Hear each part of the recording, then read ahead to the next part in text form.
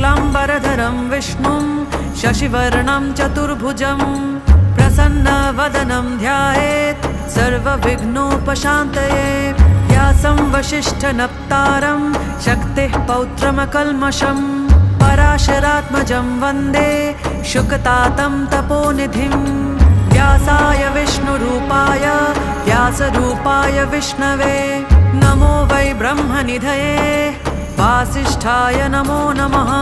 अविकाराय शुद्धाय नित्याय परमात्मने सदैकरूपरूपाय विष्णवे सर्वजिष्णवे।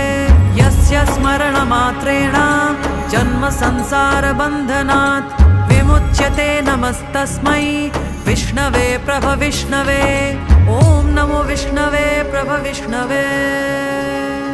श्रीवैशम्पायन उवाच